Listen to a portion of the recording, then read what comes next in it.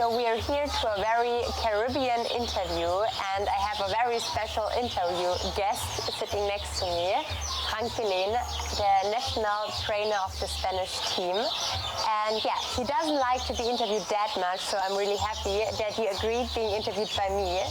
So Franck, you trained the team here in the Dominican Republic. How do you usually work as a trainer? Because you have trained in so many different countries. Maybe you could tell a bit about that.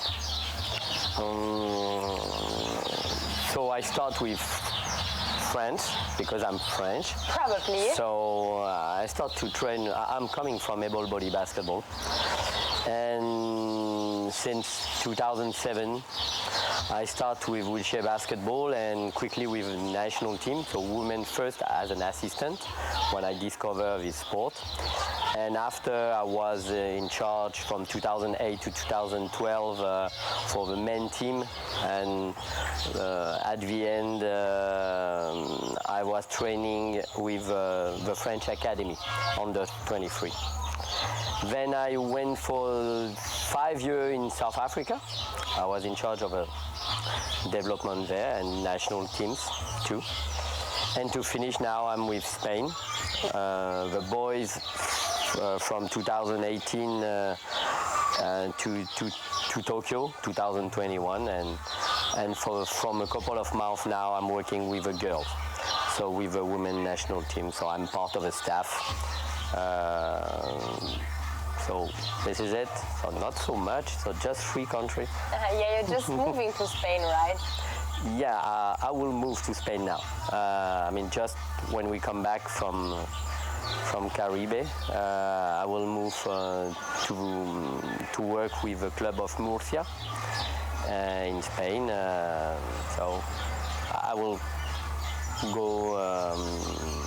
I will be more close for the national team and everything, and because I have a double nationality, it's like, okay, I start with France, with the land of my mom, and now I will go really and live with the land of my dad, who is from Spain.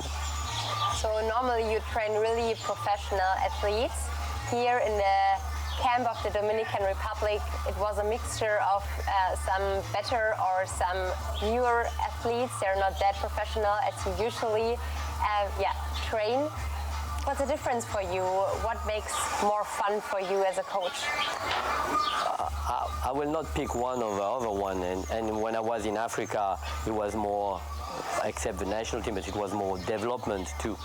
So no, I like both. The good thing here is that they really have the desire to train, to know different things.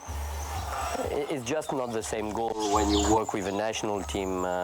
You, like, for example, with the men, with the Spanish team for Tokyo, we just work for the medal, nothing else.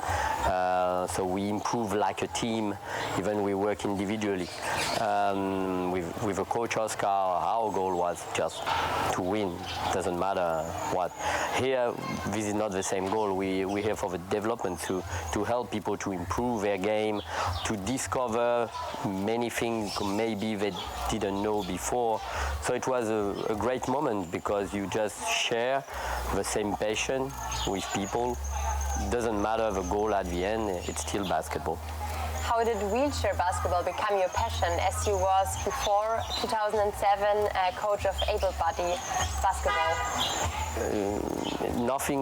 I don't have a beautiful story or something happened in my life or family or something. It's just I have a chance one day to be part of a camp for the women, the French national team, women national team, who was preparing in 2006, I think.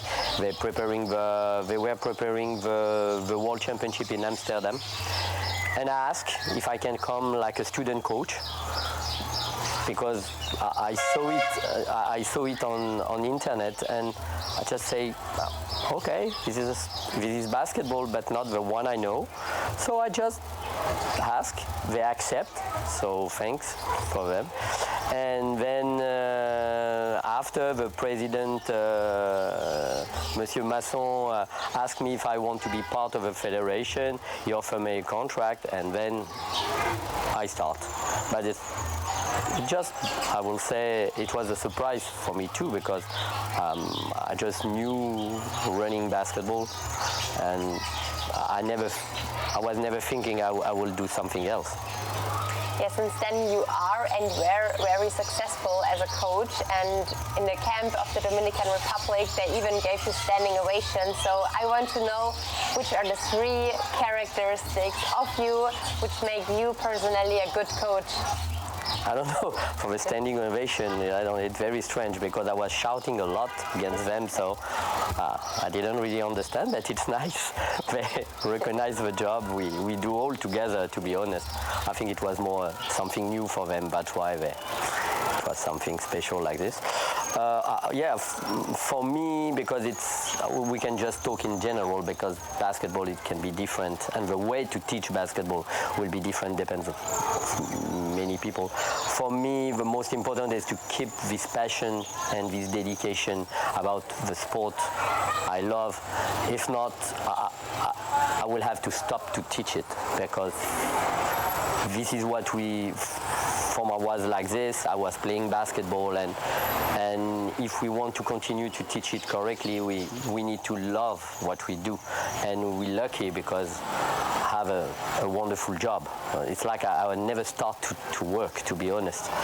The second one would be imagination. I think when we do the kind of job we do, like every day, 2 times a day, it's important. We know perfectly our sport, but the most important, we know the tools to teach it, but in a different way, because I was player, when you practice every day and you know exactly what we will do in the next practice, it's never fun. So with Spain, for example, I will practice twice a day, so yes, we need to have imagination all the time to teach and make the player happy to come to practice. And I will say for the last one, it's to never stop to learn. I was lucky when I start with the boys in France. The guy were with me, Mario Fassman, knew this sport perfectly. He was the former captain of the national team, who was world champion. And the players, just players who knew perfectly this sport. And it was I have some great players after I met in South Africa and now in Spain. The last team I was with the boys was just incredible, because some of them, I will say, know this sport better than me. It's just I know how to teach it, but they live this sport every day as a professional. So doesn't matter if it's with coach or players, we need to continue to learn every day. And to finish with this, when I pack my stuff, because I'm going now to Spain, I found some of my first practice I did with the French national team in 2007 or something, and I was really afraid, because when I see what I did, they have to kill me, because I did something, because I didn't knew really the sport. So yeah, we need to keep learning. Doesn't matter our experience, doesn't matter if we did Paralympics, World Championship, it doesn't matter. We need to work and keep learning. Great words and a great ending for a very special interview. So thank you for your time. My pleasure.